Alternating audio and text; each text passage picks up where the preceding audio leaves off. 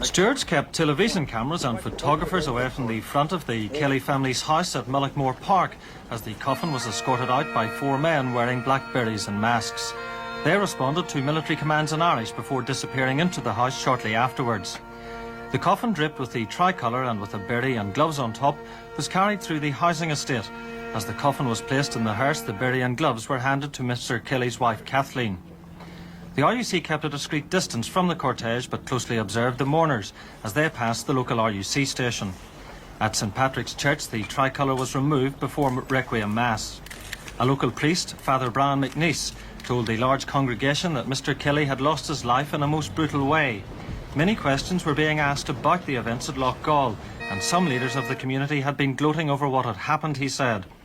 The law of the jungle was not the solution to our needs, he said. As the cortege made its way to Eden Dork Cemetery, it passed the scene where the I.R.A. had shot dead a UDR major earlier this year. The R.U.C has claimed that one of the weapons recovered after the Loughgall incident had been used in the killing. At the graveside, a masked woman claiming to be an I.R.A. member read out a statement. A short time later, 25-year-old I.R.A. man Tony Gormley was buried from his home in the Galvalley area of County Tyrone. The coffin, draped in a tricolour with gloves and beret on top, was carried for a short distance from the home by 4 masked men wearing berets and sunglasses. As the media was kept at a distance, the men disappeared through the crowd. There were no police or British soldiers in the area of the home, but as the cortege made its way to the church, 2 helicopters flew overhead. The R.U.C had taken up position on 2 roads close to the church, but stayed back while the tricolour gloves and beret were taken off the coffin before it was carried in for the funeral mass. As the mass was being said, police moved into fields on either side of the graveyard but didn't go into it. One line was in riot gear. At the graveside, the last post was sounded.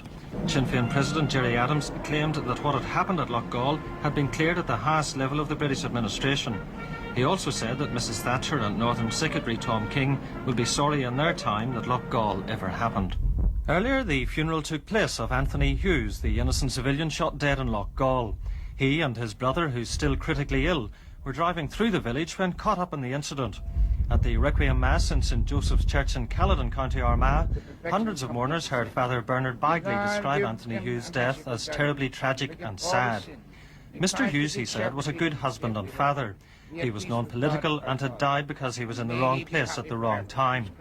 But the most tragic thing, he said, was that up until now, no one on either side of the incident had said a word of apology or expressed sympathy with the widow and family.